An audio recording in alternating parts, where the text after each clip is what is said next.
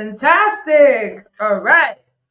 Good evening, good morning, everyone. Regardless of the time that you're going to see this or you're viewing this, welcome to yet another phenomenal episode of the podcast. And on today's episode, I have Maureen Wangi, all the way from Kenya. And she would be sharing with us on Grow Local, Think Global, turning African businesses into export ready brands. And so before we start out the conversation, I would read out her bio so that everyone on the call gets to know who our phenomenal guest for today is. So Maureen Nwange is a seasoned food safety consultant and an agro-business strategist with over 7 years of experience uh, at the nexus of science, sustainability, and service. She specializes in quality assurance, food safety system, and compliance within fresh produce value chain. She's passionate about building resilient, trust-driven food system across Africa. She is the co-founder of Aten Fields Kenya. Maureen leads an initiative that empowers farmer, food businesses, and retail to implement good agricultural practices, achieve food safety certifications, and uphold ethical sourcing standards.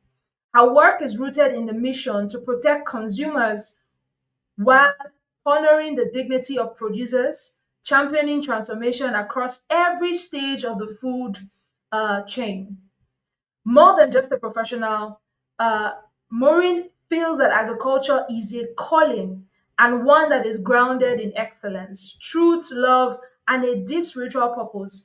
She brings to every engagement a spirit of unity, wisdom, consecration, believing that these values are key to reimagining Africa's agricultural future.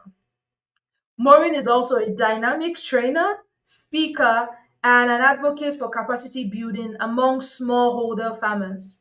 Maureen is committed to mentoring emerging agripreneurs, bridging the knowledge gap, and creating platforms that elevate local voices in the global food conversation.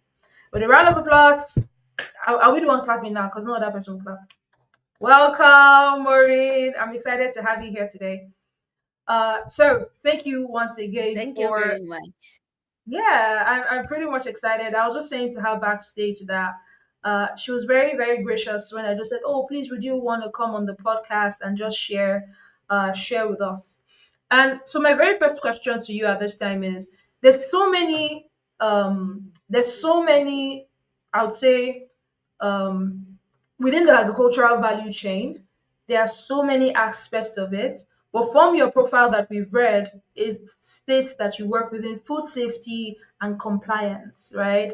And so tell me Yes. why exactly you chose food safety and compliance. Because I feel like you could have, played in any other, aspect of agricultural value chain. But why food safety? Why exactly food safety for you? Thank you very much for that question. So the reason as to why I chose to go the food safety way, it's because having worked with several food industries, I realized that we are having some of the gaps that maybe once the startup is starting, most people don't realize that we need a system which will assure the clients that the food is safe. And what Yeah. gives a customer confidence in the product that is being made, it's knowing Mm-hmm. that there is a system which is workable. And Mm-hmm. most of the systems that are implemented, most people, and especially when someone comes in the industry, they really don't know how to go about building trust with their clients. But now Yeah. when I looked at and when I became actually a food safety auditor, I realized there is this gap, especially for SMEs, and also when it comes to farmers, small to medium scale farmers who want to scale, but they don't know how they can go about it when it comes to system. So I decided, now that I have the skills, having worked with several food industries, I think this is the my call and my purpose to go and help them now understand by bridging that knowledge gap, to bring in the aspect of food safety in a very simplified way, so that these people who feels like they are not confident enough when it comes to building the system and also gaining the trust with their clients. They can have a platform and they can have a go-to person whom they can contact and understand how they are going to implement a system from scratch, building it up until now they manage to be in the market competing with big brands. That's why I chose that way. Fantastic, fantastic. So I like how you sort of position yourself to create solutions, like solutions within the system. Yesterday's episode, the person I interviewed was someone that talked a lot about traceability. And some of the things that you have mentioned are some of the Yeah. concerns that he says that traceability also sort of helps, that so that there's confidence for the consumers, as well as even positioning the producer to say, okay, you are producing goods that are good for consumption. So thank you for wanting to do that. So as much as it serves the consumer, it also serves the producers. So thank you very much. So let's Yeah. also talk about like the basics. What does it, from your own perspective as an agro specialist, what does it mean for a business or an agro business to be export ready in today's global market? What would you say that is? So when it comes to telling someone how they are export ready, we are looking at it from a perspective which is broad, because we will start with where you are sourcing your material, and the Yeah. material that you are bringing in, are they safe? Is the product of high quality? So we are looking at product quality. Then we come at your facility. We look at the food safety culture. Food safety culture is Mm, wide because it's things like hygiene, personal hygiene, hygiene of the premise, and also we are looking at product labeling. We are looking at your branding. We are looking at the yeah, packaging bags that you are using yeah, to package your product, whether it is something which is complying with the set standard of whatever country that you're operating from. Then we will go and look at your traceability. And I yeah, am very happy that yesterday's conversation, I watched that podcast, and the guy talked about traceability and the challenges people are facing when it comes to yeah, traceability. So that is yeah, something that actually gives most people headache when it comes to tracing their product. So if you yeah. have a system which is working and you have managed to do the right traceability, which once be able to trace the product from sourcing up to the point Hmm. where the client received that product by using maybe barcode or the stickers, we will tell you Mm, now you will need to look at documentation. What does documentation entail? We have documentation like the certificates. These are like food safety certificate, organic certification. We also have phytosanitary certificates. But now, when it mm, comes to such documentation and certifications, mostly we guide these farmers or the food processors depending on the countries that they will be exporting their product to, because you will yeah, find if it is in the EU market, their certification might be different from mm, someone who will be exporting to Europe. So first, it's for them to understand their market.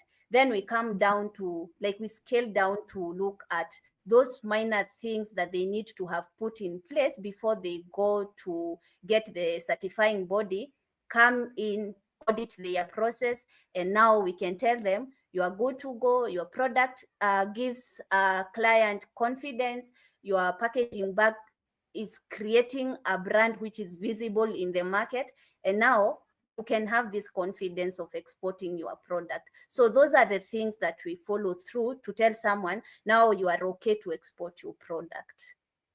wow, that's beautiful. It's really good to know. And I think that that also would save a lot of people probably resources and also time, rather than just sending a product that is not of the standard of the country that you're sending it to, but you would have checked it out first before proceeding to send it out. So they don't, send back, like recall your products to say, oh, it doesn't meet the standards. Commendable, commendable.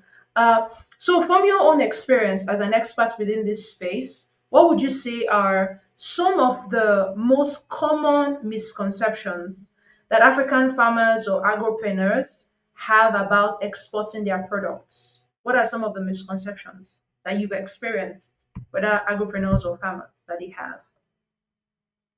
So some of the misconceptions that most of them have is so long as my product is of good quality, I'm good to go to the market. But you see, Mm. you might be thinking, how did you validate that your product is of high quality comparing to what, Yes. So Mm. that's why we have the standards. It's like if someone is Mm. a Christian, you will tell them the Bible is your blueprint, this is what Yes. gives you guidance. Yes.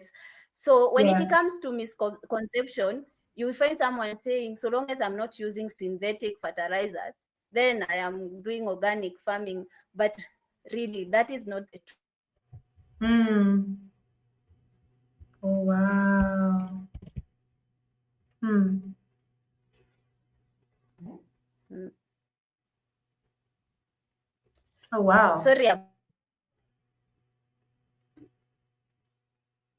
it is not all about product quality.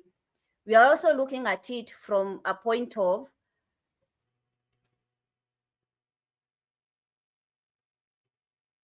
So, guys, just please bear with us. I think maybe uh, I think he's having a bit of network glitch, but just bear with us. She would be back in no time. We're just having to just hear that people think that just because my produce was grown organically, okay. Welcome back. Yes, apologies, welcome back. guys. I don't know what is happening this side. But Well, I was explaining it doesn't mean because you're not using it doesn't mean because you're not using synthetic fertilizers that you are growing your products, organically. We need to look at the whole system. And this means if it's from how you are controlling your weeds, how you are also doing after harvesting, how are you handling the post harvest mm, process, how are you doing storage of other products other than the main product that you are dealing with. So the first misconception is that so long as your product is of good quality, you are ready to go to the market.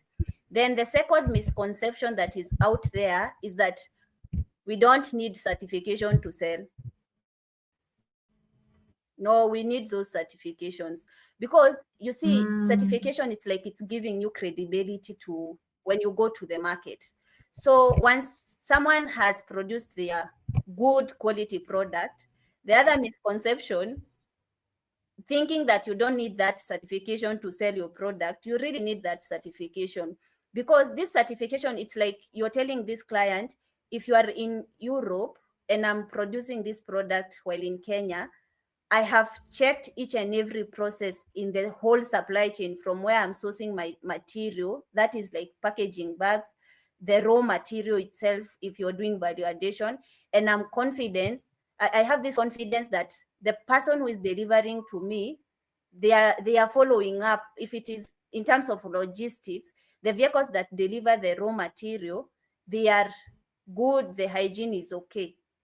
So second misconception, I can sell yeah. without the certificate. And I think that conception that we can, or which we have realized in the market, it's when especially the farmers, when they have the question of market access. A farmer thinks Mm, because I am small to medium scale farmer, I can't compete in export market, but that is not true. That is not true because if you have the mm, right people, if you onboard the right people, they will guide you. They will tell you where is the market. So if the market is in Europe, which standard is guiding the export market in Europe? So you start now building with them from scratch. They will help you. You see, now you will bring, like, if it's a branding manager who will tell you this is how you are supposed to package your product, this is how you do the branding. Then yeah. you will be able to sell like any other person who is doing large scale farming. So Yeah. I think those are the three misconceptions that I can touch on, and the ones that I have now from interaction with different people, what I have realized they think, but that is not the truth. That's, I think the misconception that sort of blew my mind more was the one of, oh, because my product is 100% organic, the inputs, no fertilizer, so it's good enough to go for. And I think that's a lot of things that most people think, like, oh yeah, there's no need for that. Like I grow it well. Da, da, da. But I like how you've also said that, oh, that's like a misconception, because with these things there are certain standards that has to be upheld. There are Yeah, certain standards. Wow, that's really beautiful. And also the one that you talked about, for smallholder farmers, thinking that, oh, because I produce at just like a lower scale, I don't necessarily have what it takes to export. But as long as they're able to meet with the requirement, like you mentioned, they can definitely do that. So it's mm, just like a mindset thing. yeah, Information is yes, it power. is. Wow. Yeah, Information is power, because oh my god, oh my god. Whew. And the chat is buzzing. I have so many people just giving you a lot of thumbs up on the chat, and I'm just replying them. They're like, oh, go girl, go girl. So I'm trying to let you know that your people are just giving you thumbs up, that these are conversations that needs to be had. So my next agreeable. question for you at this time is, uh, you're welcome. So can you sort of walk us through how a business must take to meet international export standard, from like farm to like packaging? What are like the key steps that a smallholder farmer or a small agro business needs to meet for them to be export ready? So just walk us through like the steps. So I think we can look at it from two different angles. First, I would want us to go through what is required for someone who is doing farming of a product which will not be value added. So Okay. when we go back to the farm, what are the things that we are looking at? Is the Mm, farm global gap certified? I think most mm, people, those who follow me on my social media platforms, they have seen me talk about global gap or organic certification. And all this goes back to what is your market requirement? Because we can't come as a consultant, or like a consultant, I can't come and tell you, you need to be organically certified. I need to understand where is your market? What is the requirement from your client? Because your client might be telling you, I only need you to be global gap certified, and then another client tells you, no, I don't want you to be global gap certified, I want you to be food safety certified. You see, most people think food safety it's for mm, organizations which are doing value addition, but no, even farms, there are farms which are food safety certified, and the reason as to why they are food safety certified, and especially with ISO 22000 2018, the reason as to why mm, it's because of something like HACCP plan. HACCP plan, this is a system where mm, we analyze the hazards in the supply chain, mm. where we come and do risk Yeah. assessment and tell you, you see, while you were starting your farm, where you have constructed your latrine is not the right place. What is the reason behind this? It's because, let's say, the topography of your land is slanting, and especially people who are following me here in Kenya, they know some parts of central Kenya, they are hilly. So if your farm is Mm, slanting and your latrine is built at the top, that means when it rains, of course we will it's- have contamination. You know, the yeah. water, when it rains, a lot of things can happen. So when we are saying that, Yeah. first thing is to ensure, even if you are not looking to be certified now, start the farm the right way, understand what the Mm, requirement needs. And yeah. one common thing with these certifications, you will find they interrelate somehow. Like some of the systems that you need to have implemented, If it's for food safety, if it's for global gap or organic certification, you find most of the things are interconnected. So we are looking at it from the standard is telling you, an example I was giving of latrine, it's not supposed to be constructed where it is. Then we Yeah. go to the next thing. How are you disposing your Mm. waste? And most people think we are just Mm. farmers, so why do we need to dispose? But you see, we have something like farm inputs, some fertilizers, whether it's organic farming, Yeah. because even organic farming, we are using organic fertilizers, something that most people don't know. Yeah. So the bag that came with the fertilizer, it needs to be disposed the right way. Either you will contract a service provider who will be coming and collecting the bags or the waste and they dispose on your behalf.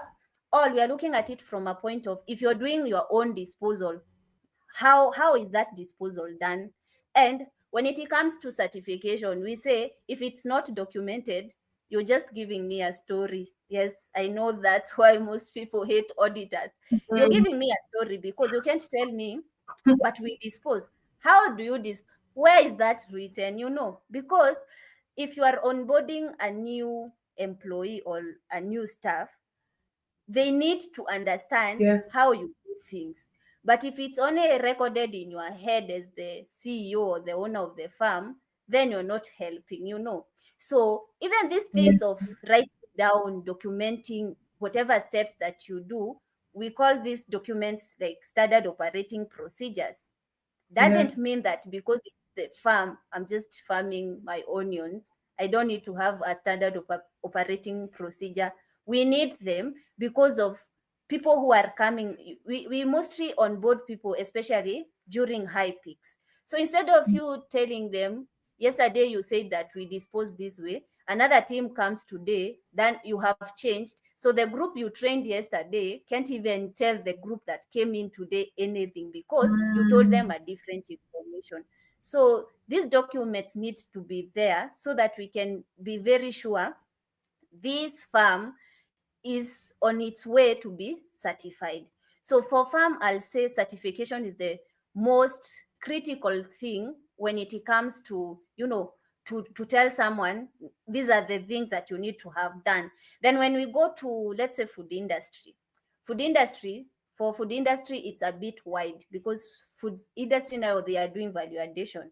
So when it's value Yeah. addition, something simple like washing of hands. You see, we usually tell people when it Mm. comes to the industry, we just don't wash our hands. We have an outlined procedure of washing our hands. Yes. So if I think most people who maybe people who visit food industry and you're told we don't allow someone who has makeup. Yes, we don't. And we are very strict because um, we are not very sure whether you will be scratching your face and then wanting to touch surfaces where we are placing our food. So that's why I was saying when it comes to certification of both farm and food industry, the standards are maybe strictness is different because at the farm maybe we will be lenient when it comes to makeup, but when we go to food industry, we don't do nail polish. We can't enter the food industry without hairnets. I saw someone making a comment on LinkedIn that we did a course that we can't slay because even if you have a well done hair, you will have to cover your hair. So other than the certification, all these things that we do at the food industry, we are just trying to have a food safety culture. That's what I was driving to when giving examples. Yeah. We are at food safety culture that needs to be in the food industry and at the farm before we even get the certificate. So this will Yeah. help even those people who are working both at the farm and at the food industry already have it in mind that these are the things that we need to follow so long as we are working in this industry or at the farm. So I think most of people, if usually forget that we are looking at it from a point of protecting the consumer. Yeah, true. Wow, that's a whole lot. I like the part where you talked about the just ensuring that there's a lot of biosecurity when it comes to like either the processing plant or even like a regular farm. And sometimes people don't think of it as that is that you guys have the interests of the consumers at heart as well. And I like how you also made mention like, oh, the very first step is even just making inquiries and consultations. Like, okay, I want to go do this. Okay, this is what is required. And so from what you've also explained, it seems as though there are different kinds of certification. So there's the for let's say organic, and also there's also the kind that's for value add as well, right? From what you've Yeah. mentioned. Yes. Also zero. Okay. Yes. Fantastic. Oh, nice. Nice, nice. Really good. Really good stuff. And good work that you guys are doing. It made me laugh when you said someone said, oh, they had like a neatly done hair and didn't want to cover it up. But you have to cover it up so something doesn't fly into the food. Yes. Sure. Okay. Yes. Fantastic, fantastic. So now talking about like the certifications. So what are like the roles of the certifications? Either whether the global gap one, the organic labeling, what do they play in terms of like the local brand, and how it helps it to compete Mm. internationally, and how can smallholder farmers assess them? Because I feel like maybe some of the reasons, this is my own thought, and I Mm. stand to be corrected. I feel like sometimes for lack of awareness and knowledge, most people might think like, oh, getting a certification might be extremely expensive. Like, oh, it's just something that Mm. I need to have grown my business to a certain level to be able to do. Mm. And meanwhile, maybe these things are in KDAL. So I would like you to sort of touch on that, so to help someone understand why it's important to get those global certifications, and for Mm. any person that is interested in doing that, how can they start out? Because different people will listen to this conversation. So, what would be their first point of call on doing that? So one thing why we usually encourage industries and farms to be certified, it's because certification gives your product credibility. And when we talk about credibility, as when we were starting, we discussed about export ready. So you're Yes. saying my product, by the time I am packing this product in this packaging bag, I am confident that this product will not cause any health risk after consumption. So you're giving your client, the trust. You're building that trust through product credibility. Then another thing with certification, you see, before a farm is certified, when we are doing the audit, we usually tell the owners or whomever we are interacting with during the audit, certification is not just a paper. And Mm, most Kenyans will agree with me. I'm just talking from a point of now, most Kenyans here, when they start a business, there is a process of going to have work permit. I don't know whether that side is the same. The work permit yeah. that they hang on the wall, right? Mm-hmm, But mm-hmm. now when it You have to comes to register your business. certification, So if you're ideal to do business, you have to register it and have it on your company wall. So when people come in and like, okay, I should do business with this person, they're recognized by the government. Yeah. yes, yes, something like that. So when it comes to now certification on the other side, like global gap, organic, food safety, BRCG, all those certifications which are giving credibility to your product, it's not just a paper like, business permit. Before you get that Yeah. certificate, you have already proven yourself from how you are treating your staff. because Mm. when we are doing the audits and certification, we are guided by a certain standard. This standard, you will find there is a clause which says management. When it talks about management, what is it saying? Is the management of this food processing farm supporting this system? That is the Yeah. first. Actually, in the like food safety, the first clause is management.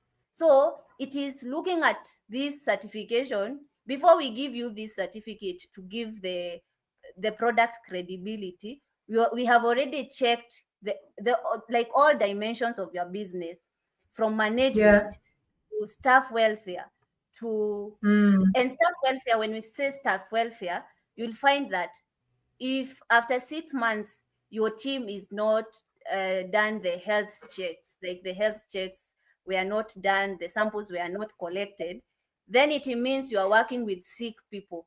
Yes, they might not physically be sick, Mm. but the standard requires you to have them checked after, like periodically, depending with whatever Yeah. country you are operating from.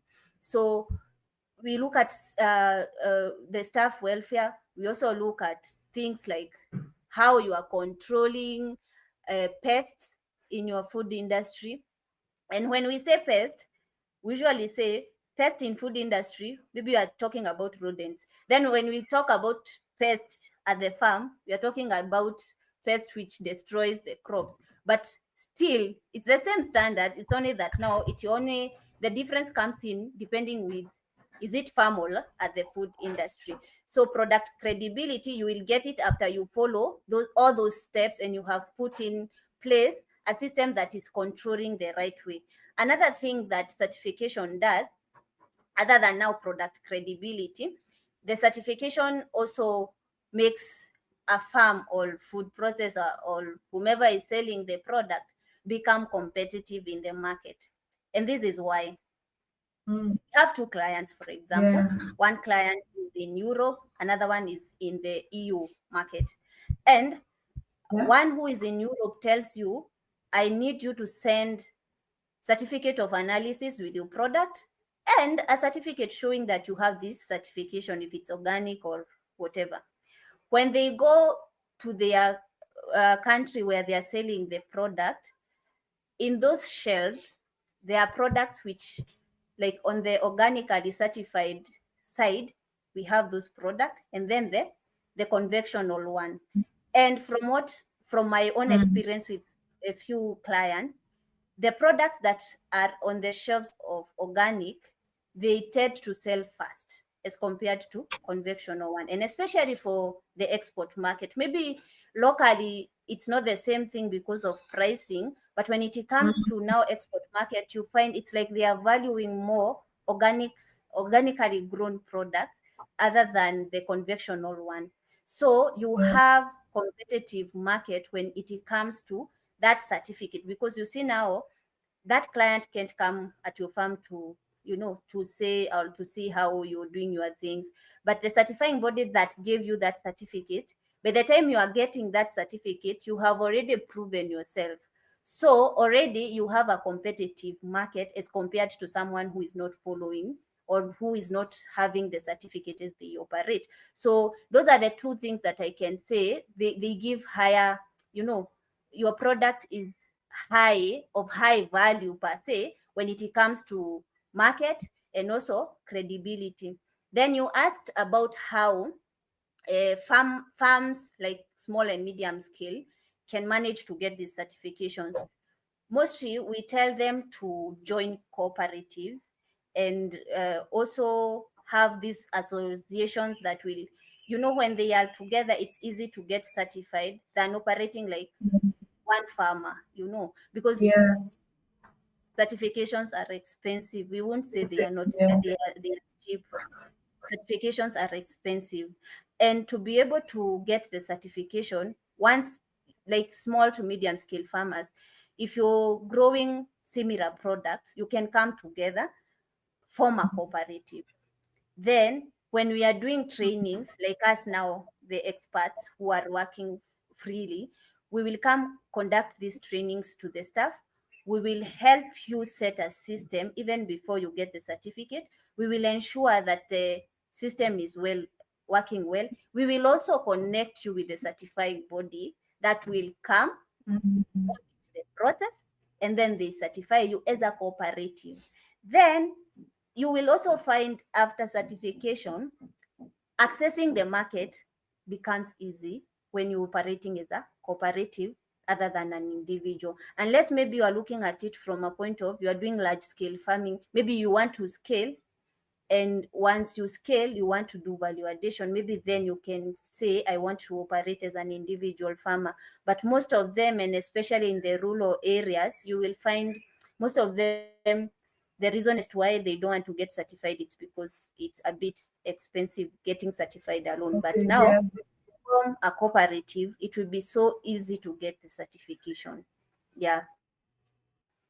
Wow. Thank you so much for sharing. Just letting people know that they can leverage the collective, which is being part of a cooperative.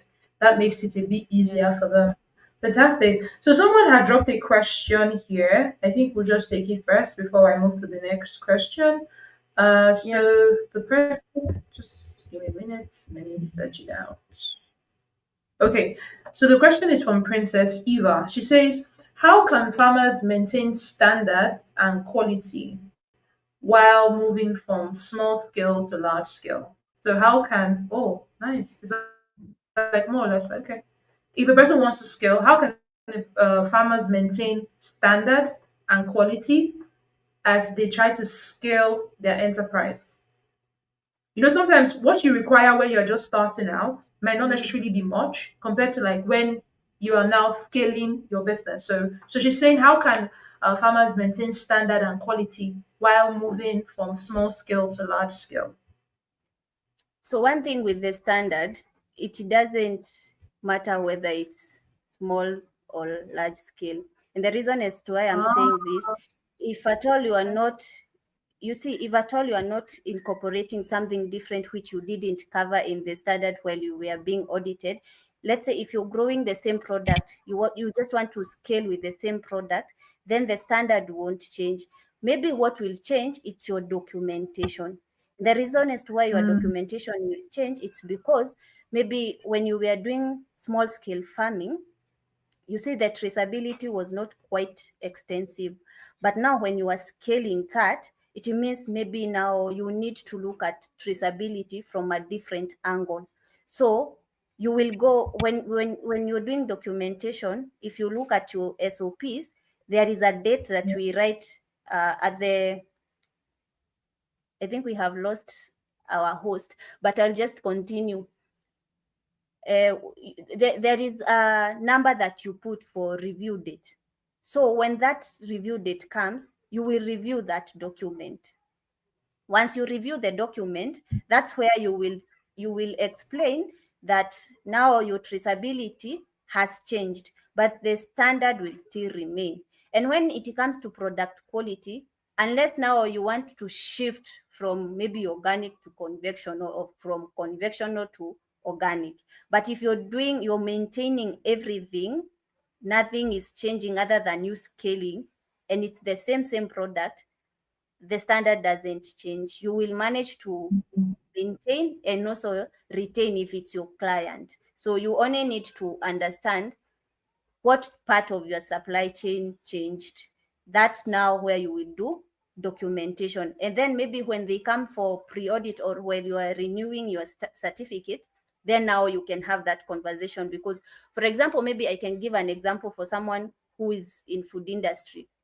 For food industry, because of changing of times, you find most people now want to bring in some other different products which were not certified the last time the certificate was issued. So when you are changing, you need to communicate to your certifying body, tell them we have added 2 3 products, but we are using the same process. If it's like drying, it's the same, nothing much has changed, only few products that we have added, and we have certificate like documents which are explaining. When I say documents, it's more so the SOPs which the okay. team which is operating has already been trained. It's not a matter of documenting. You have also trained your team. But if you're not changing anything else, it's only scaling, the certificate remains the same. The document now changes when it comes to review. You will review it broadly, like traceability. You just increase, or now you just bring in the few products that you have added in your bucket. Yeah. Wow, thank you so much for sharing that. And the last part you just added, I was going to ask that, but you had already talked about it because I wanted to ask if a person is, because just like in food, sometimes one producer might then say, "Oh, there's another value add that can come out from a particular produce," and so they had started out for just one particular thing, and now they are also producing another thing from that same produce. And so, do they still have to um do the certification for the new produce that the new product that they are creating from that produce? I think you've already sort of answered that, but do you get the question? Maybe you were freezing a bit. I don't know whether it's my side. Maybe Oh, you can just repeat the question so that I can get it clearly. for instance, can you hear me? Let's say, for instance, um, a an agropreneur or an agro innovator was working with, let's say, just potato, right? Potato. And then they Yes. were turning the potato to, like, let's say, potato powder, right? Like Mm-hmm. flour, potato flour, right? Mm. Then they then decided, so they got certification for that potato flour. But at some point, they then decided to also start out like some confectionery products, and let's say potato Mm. chips. Mm. So the certification they got was just for the powder, like for the flour. Do they now need Yes. to get something for the chips? Considering it's the produce itself is still the potato, but there's now a new chain added to it. Does the same SOP work for the other one? Does the same certification work for the other one, or they have to go get a new one for the chips? Just a hypothetical case in point. So what happens in this case? Your management need to communicate to the certifying body that give you certificate, because you will Okay. have a problem. In this case, the only product that has been certified is the potato only. So the rest of the Mm. products that you have added, you are selling without the certificate. And I'll tell you Uh, why.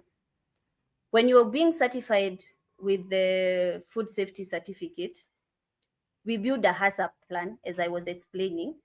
This okay. HACCP plan looks at your process flow. Then you identify the critical control points in that, in that supply chain, like Mm. if it's for potato, from receiving, sorting, grading, packing. Yeah. So you were certified for that process, right? Yeah. Now you bring in another product, which is chips. For Yeah. chips, you will have to have washing station, which Yeah. also needs to have water, which is, we call it potable water, which is also tested.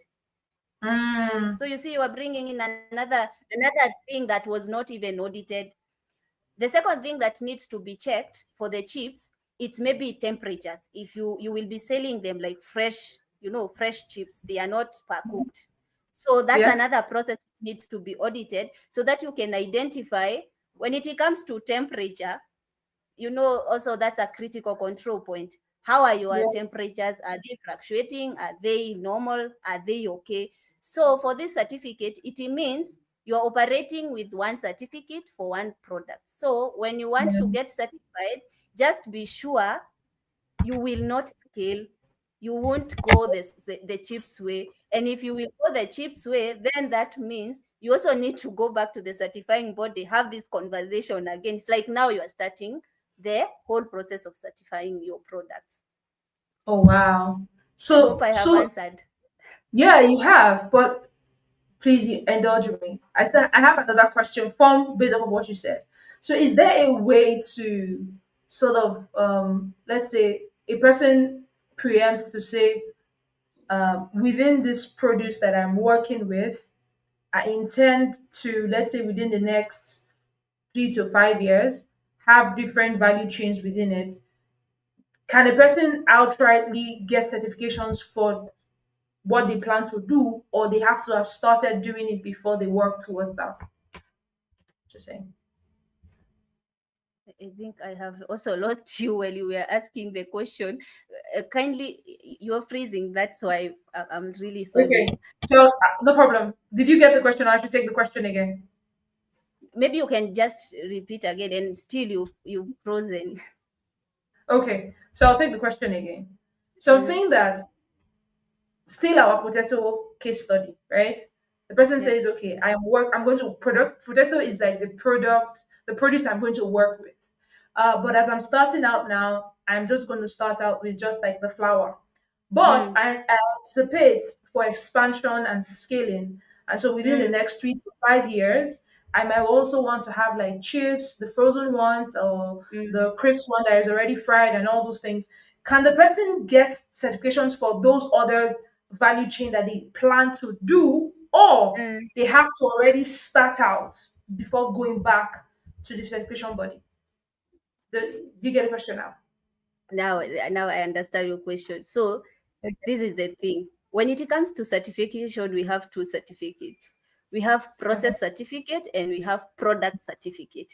So when we say Ah, product certificate, it's like organic certificate. ah, Organic certification. What are we? What are we? Certifying here? It's the product, right? Then when it yes. comes to food safety, we are certifying like the process itself, Yes. Oh, okay. the process that we will use to certify the product. So your question is, can we certify before we even start? And now Mm-hmm. I don't want to ask a rhetorical question, but I'll say, you see, before we even certify, anyone who is in quality assurance will tell you, we will have to test this product, because Ah, why are we certifying? We want to build the customers trust. So if we are yeah. certifying something which is not even running, then we are lying. We have started Oh. our business with lies. So you have Mm. to have that product so that they can go to the labs. If now it's the national labs, which usually deals with food products, they analyze. Like here in Kenya, we have KEBS and others which are private. You have the Mm-hmm. product, analyzed against all the microbes. They are called Mm. microbial tests. Then Yeah. in the standard, it has shown you the limits that your product can't exceed. So you can't now certify a product which is not already in process. So In what we existence. usually see is, by the time you're thinking to go the certification way, have like a broader mind of, these are the products that I want to be certified. But if you will use the same process, now you can add like chips and powder, but the process of having these products is the same. You see, now food safety will look at the process, so you don't have maybe to have that much worry. But if the process will be different in terms of, you will have to have milling when it comes to powder. You will have to check the moisture of Mm. that flour, so that the aflatoxins won't be high. You will have to check they are called cyanonines. I really can't remember the name. But now, if you're checking all those tests, that means you are going a different way from what was certified. But if you're retaining the same process, then I think you are good to go. Fantastic, fantastic. Thank you so much for indulging us and just answering all the numerous questions we had to ask you uh, on that. So next is, how important is traceability in the export market, and what are some of like the simple systems that African agribusiness can put in place to ensure traceability of their products? How So important is it, and what? Yeah. the importance of traceability is to help you do something called recall. Recall comes in when, let's say, a client complains in one market that they consumed your product and they had health issues. So you need to check the batch that went in the market. You see, now they will send you the details of the product and the manufacturing date, the expiry date, so that you can be able to trace Yeah. which particular day that batch went out to the clients. So the traceability will help you segregate whatever batch has the complaint, because you see, when it comes to food industry, maybe you are processing each and every day, and you are also exporting maybe on a weekly basis or a monthly basis. And if one client complains of a certain product from a different batch, that doesn't mean you will now have to go back to recall everything that you have sold maybe during that period. You will only work with the batch that has the complaints from the clients. So you will recall, the traceability will help you to recall. What is traceability? Traceability is just the information that you have put on your packaging bag, actually to help you know when a problem is raised by the clients.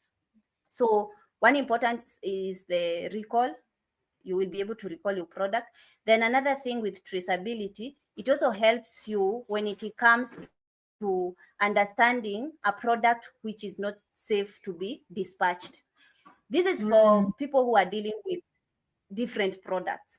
You see, sometimes a machine can have some problem which was not noted prior, and maybe the process went on and you managed to pack.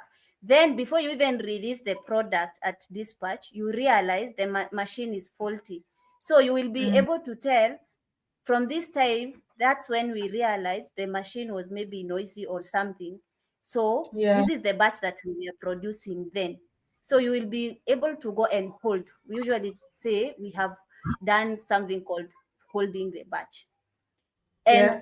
you see, you can't hold a batch if you are not sure from what batch that was, like the Taking machine was working, control. which, yeah. So you Yeah. will need the traceability also to be able to hold that batch. So that is Yeah. before you even release to the clients. So traceability, I can say mostly it helps mostly in the two things, that is holding the batch and also recalling the batch. And the other question was how, like simple steps that a smallholder farmer can use to do traceability. And because we are Yep. saying traceability is being able to label your product in a way that you can be able to recall batch wise, we can say that for small scale farmers, right now we are moving to blockchain, of which we are really trying to see how it can be a bit cheap for small to medium scale farmers. block Blockchain, what it does, you will be able to like put IoT sensors on each, if Yeah. it's crate, if it is maybe bags, if it's for potatoes, those who are dealing with something like potatoes, you label each and every sack, then the details are sent to a central place. Then this detail can't be changed. But as at now, because now blockchain, we can't tell someone who is not ready to invest to now start investing in blockchain. We have something like stickers or even barcodes, where you will just work with someone who is in graphic design to help you come up with a barcode, which will be an identifying code for each and every crate. Then when you receive the batch, maybe at the pack house, your work will be just to scan and store that data in your database. And it will Yeah. tell you, if let's say we have received this batch today, we release it Yeah. tomorrow, then on Wednesday we receive a complaint. You see, it's like a whole supply chain from the farm to the pack house to the client. So once the client complains, you will just scan the code on the bag that the client has. Then you look at the pack house detail when that batch was received. Then you check from which farm this product came from. So that's how the traceability works. And the simple way for a small to medium scale farmer, it's using barcodes or even the stickers that we stick on the crate with the whole information, depending with your system and what your standard says. Yes. Fantastic. Fantastic.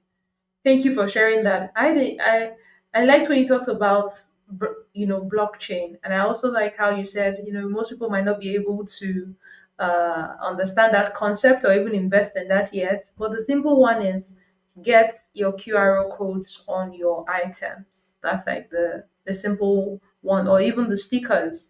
Get that on the items. Mm, So my next question to you at this mm, time is, could you sort of share like a success story, perhaps maybe of a farmer or a brand that started out local and they've now made it into the international shelves? What lessons can you sort of share from that journey? Have you ever worked with any brand that has transcended from like local to like international? And what lessons every other person on the call or anyone that watched this replay can learn from that?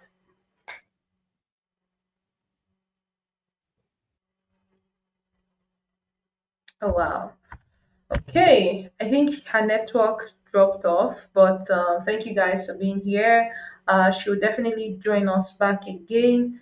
Thank you so much for your patience with us. But it's just been an interesting journey, just learning about uh, compliance as regards food processing and food safety.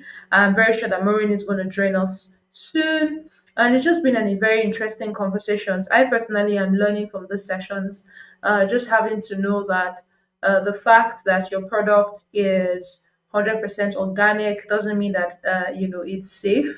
It still has to be certified. It's like a learning process for me every single time I have a guest on. Okay, Maureen is back.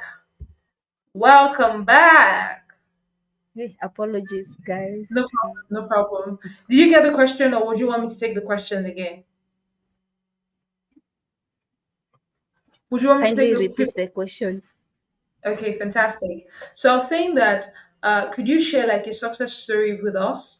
Perhaps it could be a farmer or a brand that started out locally and has now, made their Mm. products to be on the shelves of the international market, right? And what are some of the lessons that can be learned from their journey? So, do you have any of such stories to share with us? I think anybody can learn on the call on that. So one success story is with one vegetable farmer whom last year I was auditing them. Then it was on behalf of Quickmart supermarket. So when I was auditing the farmer, that lady didn't know what was really required in terms of standard, because when they were given contract with this retail, they weren't told that they need to be certified. They just went, they pitched, they were given the contract. Then along the way, due to the high demand of certified products, even here in local markets in Kenya, so I went to audit her. And now, because she was so worried to lose the contract, she just told me, maybe you can help me walk the journey and get the certificate. Even if I won't be certified, at least have a working system. So we worked Yeah. on documentation. I trained the staff, and the lady, because she was doing variety of vegetables, she managed to get the organic certificate. Actually, she Okay. was certified with the Global Gap certificate. Then Mm-hmm. after the certification, she started doing value addition, where she was doing dehydration of vegetables. And Mm-hmm. now she got an access to an export market because she had a friend who lives in Europe. And when she was sharing about certification and how stressed she is because she might lose her contract with Quickmart, the lady told her, go the certification way, but now think globally. So when you're Mm, certified, do not, well, you won't stop supplying to supermarket, but now this certificate, it will give you, you see, the way we were saying product credibility, you will be able to start exporting, and I'll help you with marketing on this side. That is one success story that I can say I was even involved to train the staff, do the documentation, help her with the audits, and she got that certificate. Then another farm, uh, I'll just call it a pack house. And this pack house was buying from the farmers to their, to, it's like an aggregator. Them, they source from the farmers, then they grade, they sort, they pack, and they deliver like door to door. They had Yeah. a platform, online platform. So when I was auditing them, they wanted to be contracted. Also, it was a local contraction. It's only that now the client wanted them to be food safety certified. When I was doing Yeah. the audit, I realized where they have the staff canteen, it's inside the pack house. And what does the standard say? The place where people are taking their breakfast or lunch, it's supposed to be outside the working premises. And also, since most people, they lease halls here in Kenya, or maybe, these big buildings where they lease and then they convert that to be a pack house, Yeah. and the walls were made of stone. And you see, the standard says the walls should be easily cleaned. So when we Mm. were having this conversation with the CEO of that farm, she told me she's not going to change where the staff takes their lunch from. And also, when it comes to walls, she was like, now what do you want me to do with the walls? I can't, like, deconstruct the whole facility because of the certification. But now, from where she was coming from, you see, if you have leased a facility, you don't have any authority to start now rebuilding. So I just Yeah. explained, it's not Maureen who wants you to start all over. It's the standard, and the standard says if you can be able to wash your walls and you document that, then I have no problem. Of which I know it's very Mhm. hard to wash, stones. You can't wash stones. Yeah. So she was receptive anyway, and we had the conversation. Later on, she got food safety certification, and now, other than now, you see, now when she was supplying to maybe these women who sell in the kiosks. When she Yeah. got that certificate, she now started supplying to schools, hot Wow. kitchens like five-star hotels, and Yeah. also for fruits and vegetables, she started packing them for export. Though I haven't followed up to know to what market, but she told me now she's scaled, because you see, now you have to like maintain that certificate, and to maintain that, it means also you're looking at a larger market. So those are two Mm. success stories that I have, that like being part of and walk the journey with the stakeholders. Fantastic. I like how both stories are very inspiring. How they started out as just, trying to just meet up with the requirements. But by just doing that, it opened them to much more possibility and much more access to a different kind of market that they were already playing in, which is really good. Then speaking of the certification, I wanted to find out, is it something that is renewed maybe once every 3 years, once every 5 years, or is just something that once you get it, as long as you do not make some changes to um, let's say like the process or what it is that you said you were going to produce, you're good to go for eternity. Or there's still like a how's it called now? Like a trying to get the word for it.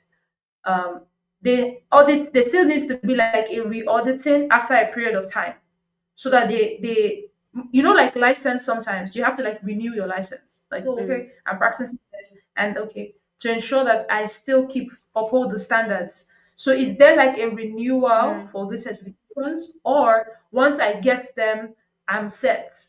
As long as I am still working with the products or the produce I have said I'm working with initial, do I need to change it, or it's just for life?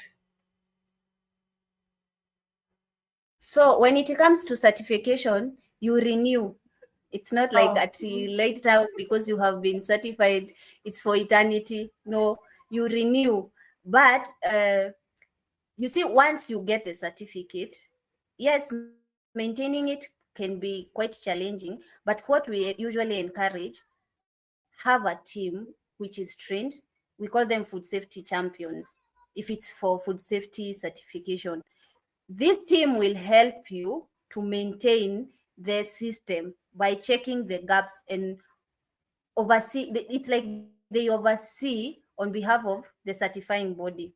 So this Mm-hmm. team also conducts internal audits. Maybe your document says we have a food safety manual which states how you do your work to maintain the certificate.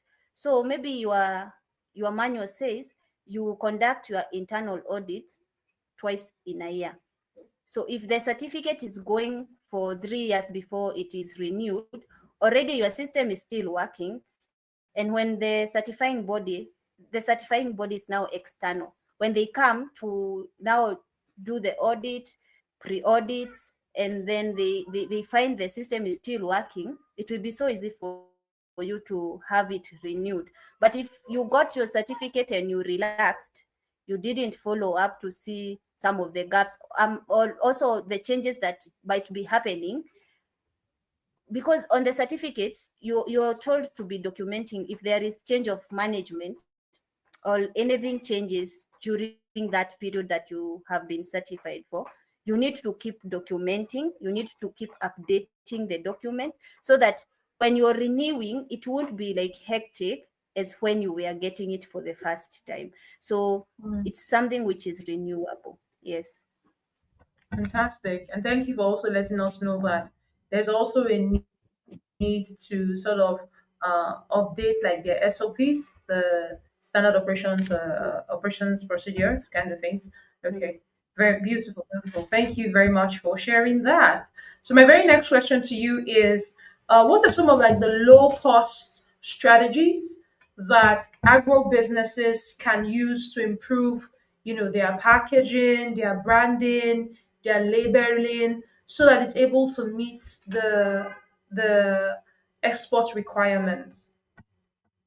So some of the ways that they can do the labeling and branding usually say you can work, you see, you can have a team that you're working with. Like when we tell firms to give people opportunities in terms of internships, and the you see the student who are still studying, they come, these are people who are having fresh ideas that I. So when it comes to branding and packaging, these are people you can work with. They will give you ideas. Some, especially who are in graphic design, these are people who will give you design of, a package that will sell out there. And it's Yeah, not like after they help you come up with this branding and labeling, you will just like roll it out.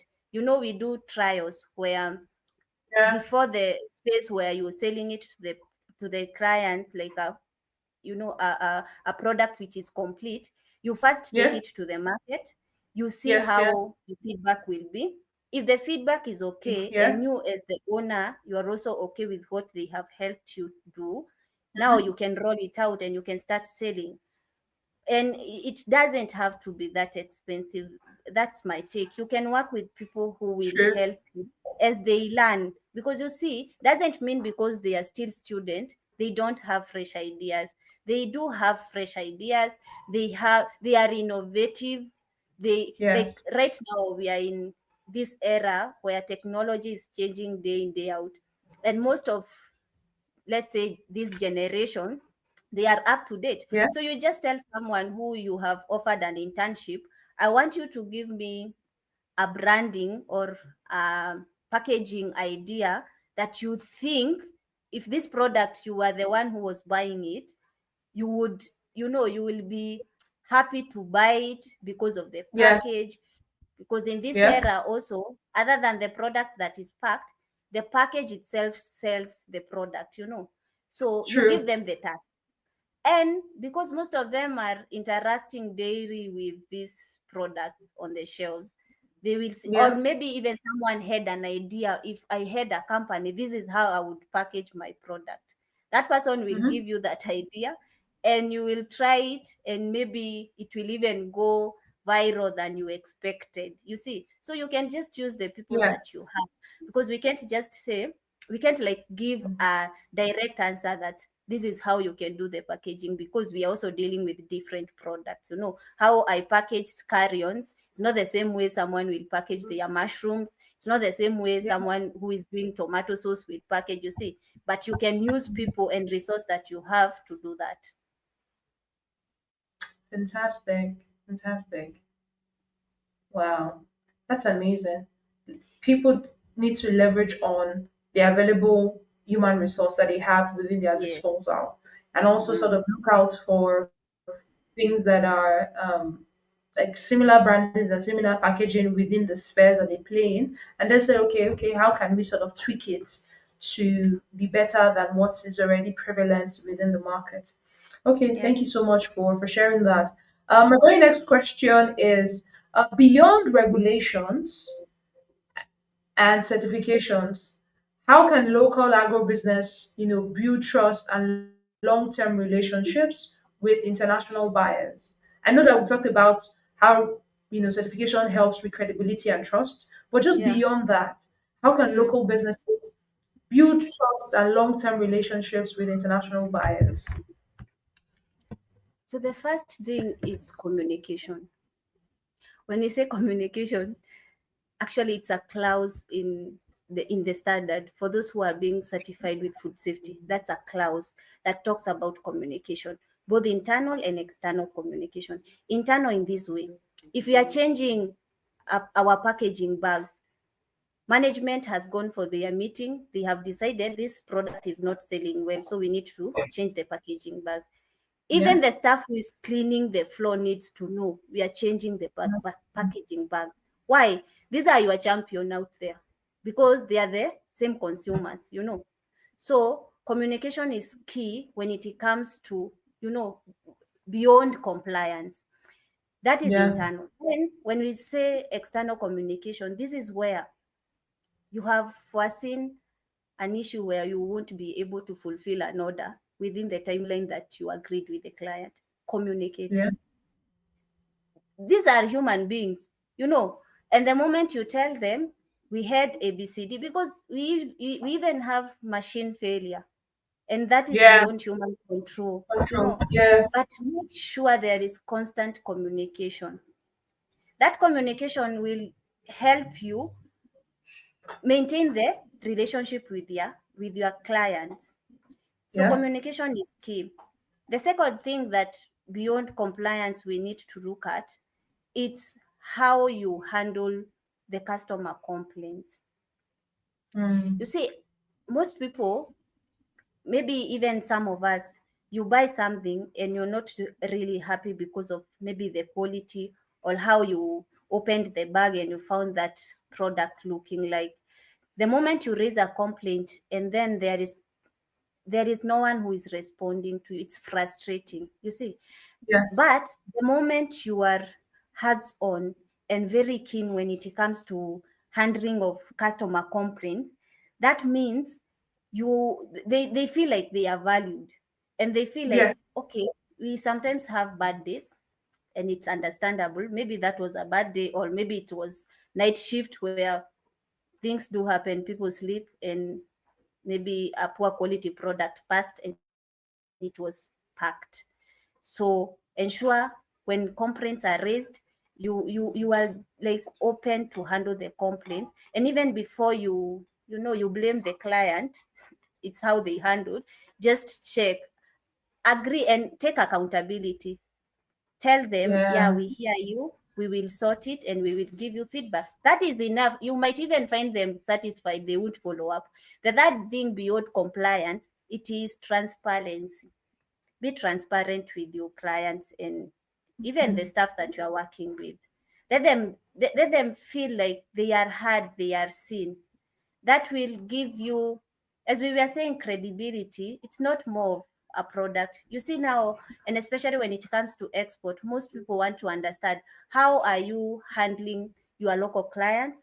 How are yeah, you, what is your relationship with the staff that you are working with, you know? mm, So if the social ethics and welfare of your staff is not well taken care of because you are not transparent, then it means even your product won't sell. So the third thing that I can maybe talk about, it's how we usually give samples. When we are rolling out a new product in the market, the first consumer is the team that you are working with. So Mm, ensure you give them the samples and be open to feedback and respond. Then this will be your team that will go out there and say, we have a new product in our facility. Maybe you can also try, and we are selling at this price. So those are three or four things that I can say beyond compliance will also help you to scale and yes, have this large market. fantastic, fantastic. Thank you so much for sharing that. Two more questions, and we are done with the session for today. The next question is: what fundings, mentorship, or even government programs exist to support entrepreneurs who want to scale their business for export? Are you aware of any, like maybe funding opportunities, government mentorship, or government programs that agro businesses that want to scale, or that are interested in export, that they can take advantage of? Do these things exist? And if yes, how can they take advantage of it? So for mentoring institutions, like here in Kenya, we have Kenya Bureau of Standards. It's called KEBS. So they help even startups to scale by advising them. Actually, they usually sell we call them the it's like substandards where Mm, they're called KS standards. This will guide a startup to understand if it's for parameters to check when you're doing your product. What mm-hmm, parameters are you supposed to check for a product like potatoes? What is what is the parameter for tomato sauce? So KEBS usually help here in Kenya. Then we have like trademark. Trademark, I mm, think it's a global organization. It's also helping. We have mm-hmm, USAID, mm-hmm, we have GIZ, all mm-hmm, these organizations. And for fresh produce, we have Fresh Consort Consortium for Kenya. mm, This is also helping. And okay, also for people who are in different countries, they can also check for organization like bodies which are operating in their countries, which can yeah, be able to help them even financially to scale up.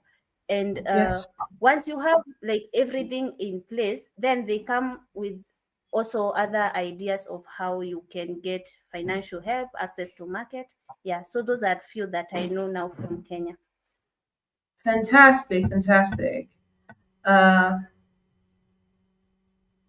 Final question for our listeners who are inspired but unsure of where to begin. What are like some of the Mm. practical steps that you can take to move forward to be export ready? The first thing is to map your product value chain. Mm, When we say mapping out, you check the from farm, we say from farm to fork. yeah, Understand your supply chain and the yeah. value that supply chain is bringing. Once you map out, then you will be able to know in this supply chain, this is where the gap is. If Mm, it's the knowledge gap, bring in experts. If it's in mm-hmm, terms of you don't understand how organic certification can be acquired, we have extension officers who can also help you in terms of mm-hmm, maybe soil tests, and they will be of great help before you mm-hmm, even go to maybe certifying bodies. So map yeah. out your product, start documenting each and every process. of your Okay. supply chain, because we said if it's not documented, you're just giving us stories. So document, document, document. Even if it's hand washing procedure, ensure it's documented. The third thing, Mhm. conduct trainings to your team.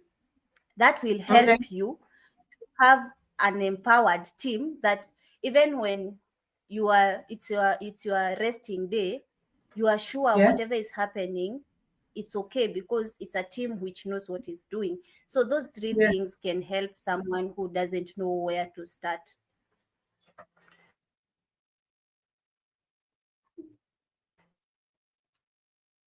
And I typically ask this question to every guest I bring before they go.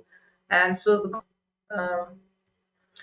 for a young person listening to us on this call today that sort of thinks that the agricultural system or the food system is not a viable career path or a viable means for economic empowerment, what would you say to that person?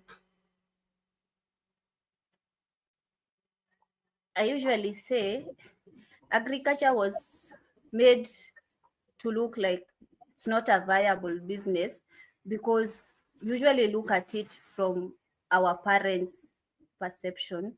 I won't say Yeah. it's wrong, but you see, for them, mostly people who were doing agriculture then, it was because they didn't excel in their studies. But right Mm, now, that is not the truth. Because mm, agriculture doesn't mean you have to go and be the one who is holding the fork and you're the one who is with the jembes. No, agriculture means you can also be the farm manager, in terms of you own the farm, you just direct what to be grown, you oversee the process, and you can mm-hmm, also do value addition, and you don't even have to be growing the product, because you can go to a farmer and you find them, they only know how to grow, they don't know about value addition. But you have this idea on how to go about value addition, so you're still in agriculture. When it comes to consultancy, extension officers, especially here in Kenya, they are very few.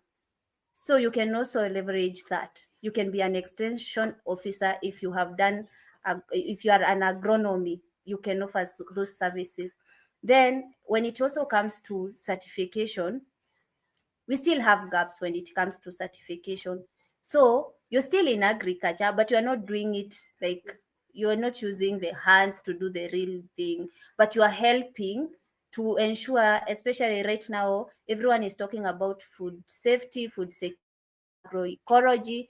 So we have a lot of opportunities, and you don't have to go sweat while you're doing the real thing, unless you have the passion, because also farming and agriculture is all about, it's all about passion. If you don't have passion, you will just do it because someone is doing it and they are earning.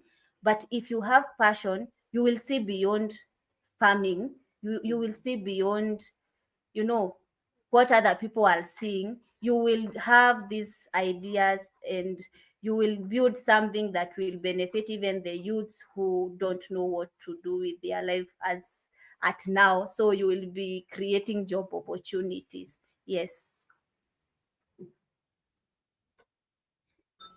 fantastic. Thank you so much for sharing that. Then finally, is for anybody that wants to connect with you, either get your services, come for consultation with you, how best can they reach out to you? You can share your Instagram handle, your LinkedIn, or your X handle, any of those things. How can a person connect with you? So just share that on the call.